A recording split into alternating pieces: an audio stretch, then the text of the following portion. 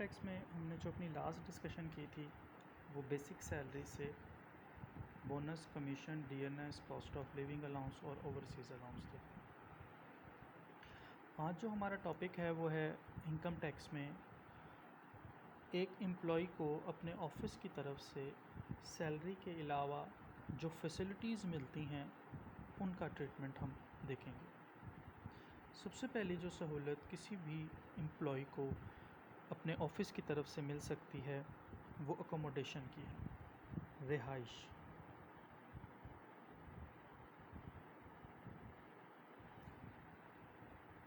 रहने का मसला जो है वो हल किया जाता है ऑफिस की तरफ से। इसमें मुख्तलिफ़ किस्म के ऑप्शंस होते हैं। नंबर 1, आपको पैसे दे दिए जाते हैं, अलाउंस, जिसे हाउस रेंट अलाउंस कहा जाता है। इसका मतलब ये होता है कि आपके ऑफ़िस वाले, आप जहाँ पर जॉब कर रहे हैं, वो आपको रहने का मसला हल करने के लिए पैसे दे देते हैं हर महीने आपकी सैलरी में ऐड करके, और आपसे कहते हैं कि आप इन पैसों से अपने रहाइश का मसला हल करें। आपके पास अपना मकान है, आप उस मकान में रहें, वो पैसे आपकी इनकम का हिस्सा बन जाएंगे। फॉर एग्ज़ाम्पल 5000 पर मंथ आपको दिया जा रहा है।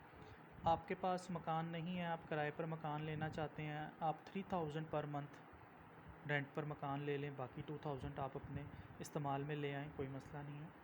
आप 8000 पर मंथ वाला मकान किराए पर लेना चाहते हैं, आपकी जो ऑर्गेनाइजेशन है वो आपको 5000 दे रही है, आप 3000 अपने पास से ऐड करके मकान 8000 वाला ले लें, आपकी मर्ज़ी है।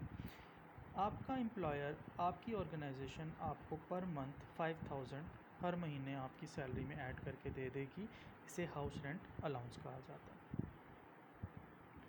दूसरा तरीका जो रिहाइश में अकोमोडेट किया जाता है आपको, वो होता है फैसिलिटी। इसमें आपको घर दे दिया जाता है। घर के लिए हमेशा याद रखें, रेंट फ्री वर्ड यूज़ होता है, रेंट फ्री अकोमोडेशन।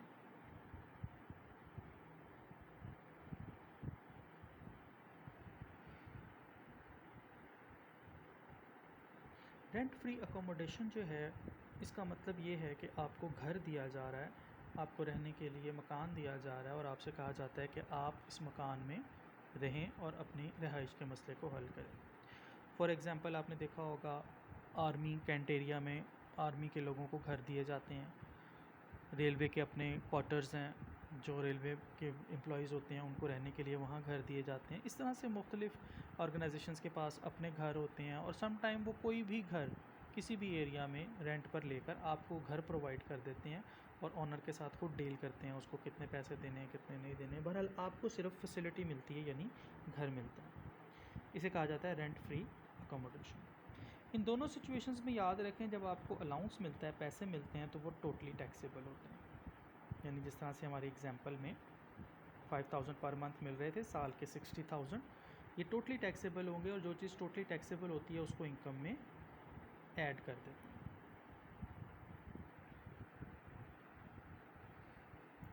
इसी तरह से जब आपको घर मिलता है, यानी रेंट फ्री अकोमोडेशन मिलती है, घर की सहूलत दी जाती है, तो याद रखें आपने दो वैल्यूज़ लेनी होती हैं। एक तो एनुअल वैल्यू, ये आपको क्वेश्चन में बता दी जाती है, घर की 1 साल की वैल्यू, और नंबर 2 45% आपने लेना होता है MTS का। हमने लास्ट लेक्चर में डिस्कस किया था मिनिमम टाइम स्केल का, जितना मिनिमम टाइम स्केल है उसका 45% लेकर आपने कैलकुलेट करना है। और इन दोनों वैल्यूज़ में से विच एवर इज़ हायर,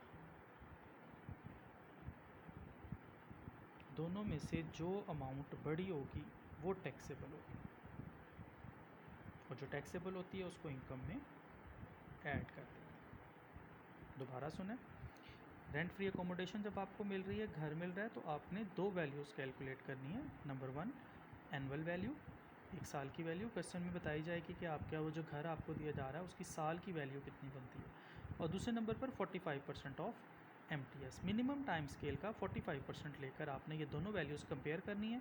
दोनों में से जो अमाउंट बड़ी होगी, हायर, वो आपकी टैक्सेबल हो जाएगी, यानी आपकी इनकम में ऐड हो जाएगी। इसमें एक पॉइंट नोट कर लें, सम टाइम MTS नहीं दिया होता। जब MTS नहीं दिया होगा तो आप बेसिक सैलरी का 45% लेंगे।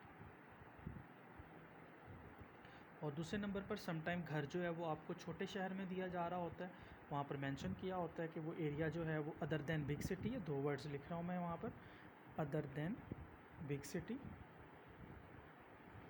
बड़े शहर के अलावा, और मुफस्सल एरिया ये 2 वर्ड यूज़ होते हैं।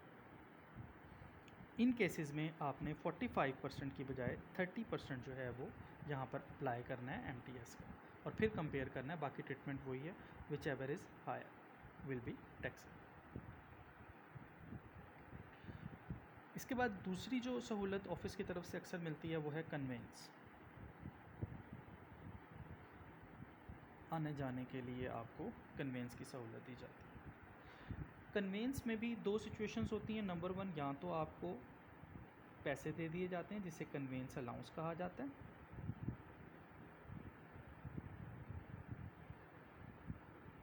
याद रखें कन्वेंस का अलाउंस जो पर मंथ आपको मिलता है वो टोटली टैक्सेबल है, यानी सारे का सारा इनकम में ऐड हो जाता है। नंबर 2, आपको फैसिलिटी दे दी जाती है, गाड़ी दे दी जाती है। फैसिलिटी जब आपको दी जाती है, कार प्रोवाइड की जाती है, तो आप कार को 3 तरह से यूज़ कर सकते हैं। ऑफिस की गाड़ी ऑफिस के यूज़ में ला सकते हैं, ऑफिस की गाड़ी टोटल अपने प्राइवेट पर्सनल यूज़ में ला सकते हैं, और ऑफिस की गाड़ी दोनों इस्तेमाल में ला सकते हैं, ऑफिस एंड प्राइवेट। दोबारा सुने, ऑफिस की तरफ से अगर आपको गाड़ी मिली है इस्तेमाल करने के लिए, तो आप ऑफिस की तरफ से जो गाड़ी है वो 3 तरह से इस्तेमाल कर सकते हैं। ऑफिस की गाड़ी ऑफिस के यूज़ में,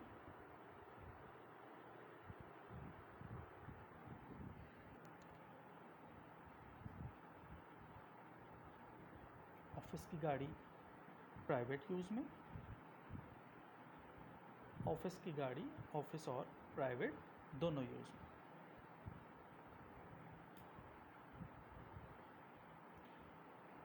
अब अगर ऑफिस की गाड़ी ऑफिस के इस्तेमाल में आ रही है तो आपका इस पर कोई टैक्स नहीं बनता है, 0% टैक्स होगा, कोई टैक्स नहीं लगेगा।